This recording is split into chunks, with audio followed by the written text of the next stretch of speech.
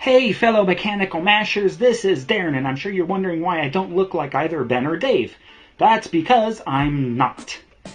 I am an American, I live here in Michigan, and I've been getting to know, because I'm a fan of the Mechanical Mashups videos, just like you, and I've gotten to know both Ben and Dave over the course of the past couple of months, and I actually got to meet Dave in person at Maker Faire Detroit when I exhibited there, which was really cool. And so it eventually came up, this idea that I could do a Mechanical Mashups video for you guys. So I got to thinking about what is it that I could build for you that kind of, falls under the purview of Mechanical Mashups, but, as it turns out, this show is very flexible, and I came up with what I think is something that'll be a lot of fun.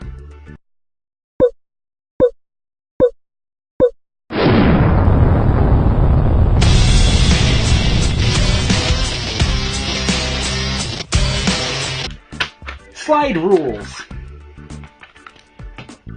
This is one I got from ThinkGeek, and you can see the cursor there, you can see all sorts of, it does slide, sort of. These are also called slip sticks, and unfortunately this one is a lot more stick and a lot less slip than I would like it to be.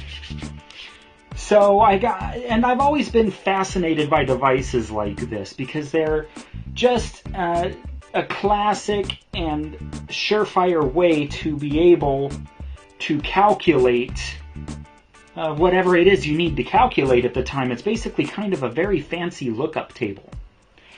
And so I did some research around on the internet, and I found, and there will be a link to it, a PDF put out by Scientific American for making your own slide rule. And here is that one, made via the instructions they give, which specifies just making it out of paper, and then you make your cursor, or this reticle here, out of tape that you just kind of wrap around on itself and draw a line on and so on. And it's not very accurate, really, is it? But the thing is I do like this general design, the fold over and the slider in the middle and such, and it's a very, very good, straightforward design that should be easy to enhance to make it more usable. And this is my final result there. Let's go ahead and see how I did it.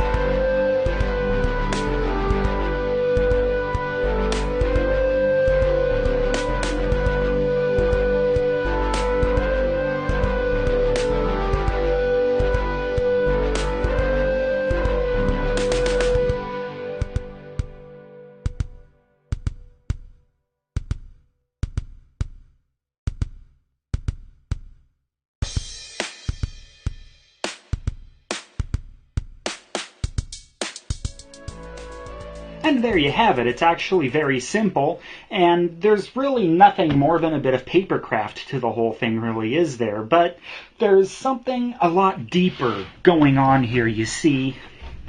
This isn't just about slide rules, it's about specialized devices, or specialized machines. Machines that are designed to do one thing very well. Calculators have taken the place of slide rules, and yeah, they are a lot easier to use and they can get you more precise results, but most of the time that precision isn't really very reliable to begin with. I mean, most physics and a lot of engineering is done only to 3 or 4 significant figures anyway. So, really what it comes down to for me is the idea that you can make something that does one thing really well. I think I said that. But we can take some examples. There are lots of examples in history of custom calculation devices, everything from navigational aids like sextants to astrolabes, which were a device that allowed you to do calculations with the sky and to predict future positions of objects in the sky. And also it could tell you what time it was at night based upon the positions of certain stars at certain times of the year. And all sorts of other fun stuff. In fact, and I'll have a link to this as well, there is a PDF out there of an astrolabe DIY that you can print out on acetate sheets and so on. But let's go ahead and get back to our slide rule. Now, you can see the beautiful tape on the back there. That was just kind of an instant solution to the problem. The wire is not as good of a solution as I had hoped.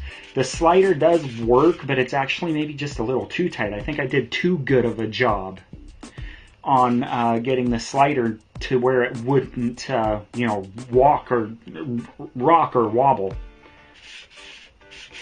And so I'm thinking acetate. Just printing a line on acetate, cutting off a strip of acetate, folding it on and gluing it on.